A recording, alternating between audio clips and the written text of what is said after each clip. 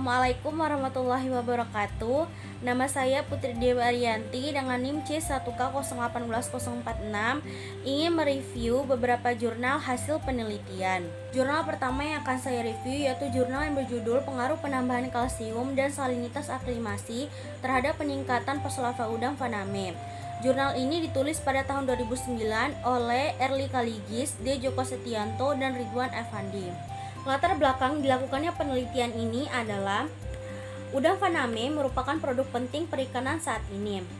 Udang faname memiliki beberapa keunggulan, diantaranya adalah pertumbuhan yang cepat, resisten terhadap lingkungan dan penyakit, dapat hidup di kolam sehingga dapat dilakukan penebaran dengan densitas yang tinggi, dan udang faname sangat digemari di pasar internasional.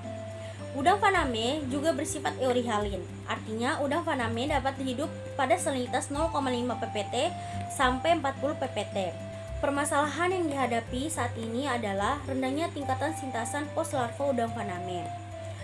Oleh karena itu, vitalitas poslarva udang faname perlu ditingkatkan pada saat dilakukan aklimasi. Karena poslarva udang faname hanya mampu bertahan 24 jam saja pada saat dilakukan aklimasi. Upaya yang dapat dilakukan adalah penambahan mineral penting dalam media pemeliharaan. Salah satunya adalah kalsium.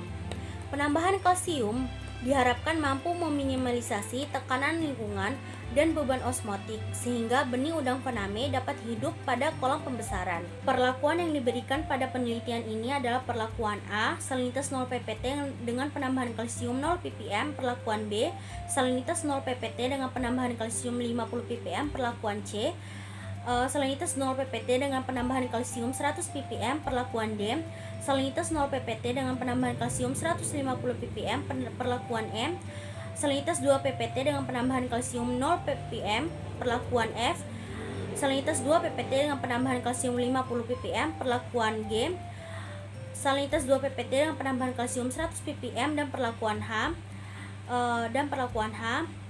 salinitas 2 ppt dengan penambahan kalsium 150 ppm. Parameter yang diukur pada penelitian ini adalah tingkatan sintasan poslarva udang faname, tingkatan kerja osmotik atau TKO, dan tingkatan metabolisme udang. Hasil dan pembahasan pada penelitian ini yang pertama yaitu dari parameter tingkat sintasan udang. Kisaran tingkat sintasan yang diperoleh yaitu 1,33% sampai 100% di semua perlakuan. Pada salinitas 2 ppt, 4 ppt, dan 6 ppt diperoleh sintasan tertinggi, dan pada salinitas 0 ppt diperoleh sintasan terendah. Penurunan salinitas lebih dari 2 ppt dapat menurunkan pH dan dapat meningkatkan kondisi udang stres. Hal ini dapat terlihat pada perlakuan A, C, dan D, dan terjadi juga penurunan sintasan. Pada saat udang stres, udang hanya memanfaatkan energi yang tersedia untuk mempertahankan hidup. Nilai sintasan udang pada saat salinitas 0 ppt berpengaruh nyata terhadap perlakuan kalsium. Penambahan kalsium sebanyak 50 ppm mampu mempertahankan nilai sintasan poslarva udang tetap tinggi. Hasil dan pembahasan dari parameter yang kedua yaitu tingkat osmotik udang. Tingkat kerja osmotik adalah selisih antara osmolaritas cairan tubuh dengan osmolaritas media. Nilai osmolaritas media akan naik seiring meningkatnya kelarutan kalsium media. Hasil statistik menunjukkan perlakuan kalsium tidak mempengaruhi nilai osmolaritas cairan tubuh udang. Namun ada perbedaan nyata antara osmolaritas cairan tubuh udang pada salinitas 25 ppt dengan salinitas 2 ppt. Pada salinitas 25 ppt, nilai osmolaritik media mendekati osmolaritas tubuh udang. Perbedaan nilai TKO mengindikasikan tingkat stres berbeda dialami oleh udang. Pada salinitas 25 ppt menunjukkan keadaan mendekati titik isoosmotik yang menggambarkan beban osmotik terendah udang. Keadaan berbeda pada salinitas 2 ppt yang menunjukkan tingkat kerja osmotik cukup tinggi yang mengindikasikan peningkatan stres. Namun fisiologis berjalan normal sehingga sintasan poslarva di salinitas 2 ppt tetap tinggi. Hasil dan pembahasan dari parameter yang ketiga yaitu tingkat metabolisme udang. Tingkat metabolisme relatif sama pada seluruh perlakuan. Dalam penelitian ini, tingkat konsumsi udang terlarut poslarva cenderung sama pada salinitas 2 ppt. Namun, tingkat konsumsi oksigen poslarva pada salinitas 25 ppt cenderung lebih rendah. Saat kondisi salinitas rendah, maka tingkat konsumsi oksigen dan produksi CO2 juvenil Vaname cenderung lebih tinggi. Dalam penelitian ini, tingkat konsumsi udang cenderung sama antar perlakuan A sampai D, yang menggambarkan pemanfaatan energi untuk osmoregulasi relatif tinggi. Namun, pada salinitas 25 ppt, tingkat konsumsi udang rendah, sehingga mengindikasikan pemanfaatan rendah dibanding salinitas 2 ppt. Hasil penelitian kedua yaitu berjudul Kinerja Pertumbuhan dan Kelangsungan Hidup Udang Vaname, Lithopenaeus vaname, pada salinitas 30 ppt, 10 ppt, 5 ppt, dan 0 ppt. Penelitian ini ditulis oleh Rahmat Aziz pada tahun 2010.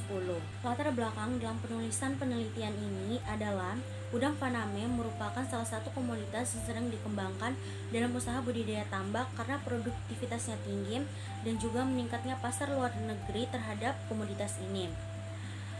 Komposisi daging udang Vaname lebih tinggi dari komposisi daging udang windu yang hanya 62% saja. Udang Vaname dapat hidup pada salinitas 15-25 ppt dan bahkan masih layak hidup pada salinitas 5 ppt.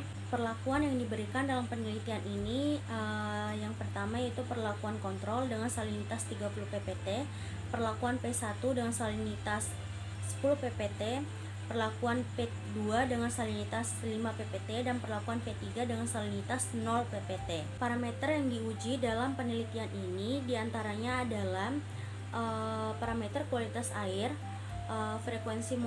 frekuensi molting udang, laju pertumbuhan spesifik, pertumbuhan mutlak, konversi pakan, efisiensi pemberian pakan, kelengkapan organ udang, dan tingkat kelulusan hidup udang. Setelah dilakukan penelitian dengan perlakuan yang diberikan dan dengan pengukuran parameter uji, diperoleh hasil dan pembahasan.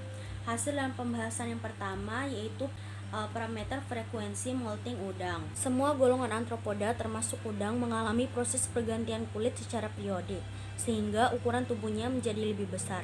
Pada penelitian ini, jumlah udang yang paling banyak mengalami molting yaitu pada perlakuan P3, yaitu sekitar 0,73% dibandingkan dengan perlakuan lainnya. Hal ini diduga udang banyak menyerap air dari lingkungan yang menyebabkan tubuhnya semakin besar dan harus berganti kulit. Untuk udang pada saat molting mengeluarkan cairan molting yang mengandung asam amino, enzim, dan senyawa organik hasil dekomposisi parsial eksoskeleton atau cangkang yang baunya sangat merangsang nafsu makan udang. Hal tersebut bisa mengakibatkan sifat kanibalisme udang yang sehat sehingga mempengaruhi kelangsungan hidup udang. Hasil pembahasan dari parameter uji yang kedua yaitu laju pertumbuhan spesifik. Perbedaan salinitas antar perlakuan memberikan pengaruh terhadap laju pertumbuhan spesifik atau SGR dan pertumbuhan mutlak atau GR.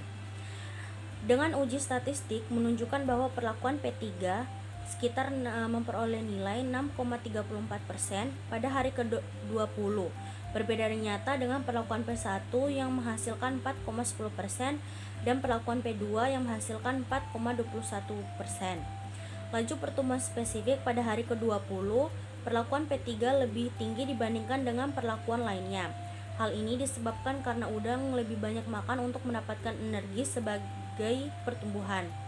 Selain untuk pertumbuhan energi, digunakan untuk kegiatan molting udang, sehingga konsumsi pakan pada perlakuan P3 lebih banyak. Selain itu, perlakuan P3 merupakan perlakuan air bersalinitas 0 ppt yang memberikan pengaruh terhadap penyerapan air dari lingkungan ke dalam tubuh udang Vaname. Hasil pembahasan dari pengukuran parameter yang ketiga yaitu konversi pakan. Nilai konversi pakan atau Feed Conversion Ratio atau VCR dapat menggambarkan efisiensi pakan untuk pertumbuhan. Di hari ke-20 masa pemeliharaan, nilai VCR perlakuan K berbeda nyata terhadap perlakuan P1, P2, dan P3. Namun pada hari ke-40 setiap perlakuan menunjukkan berbeda yang nyata antar perlakuan lainnya. Pada salinitas rendah, udang Vaname mengkonversi pakan menjadi energi untuk mempertahankan hidup, pertumbuhan, dan molting, sehingga udang banyak membutuhkan suplai makanan. Selain itu, konversi pakan merupakan indikator untuk memastikan efektivitas pakan. Semakin kecil nilai konversi pakan yang dihasilkan menunjukkan penggunaan pakan tersebut semakin efisien. Sekian penjelasan hasil review dari saya. Mohon maaf apabila ada kesalahan baik dari pengucapan kata maupun pengucapan kalimat. Wabillahi taufiq wal hidayah. Wassalamualaikum warahmatullahi wabarakatuh.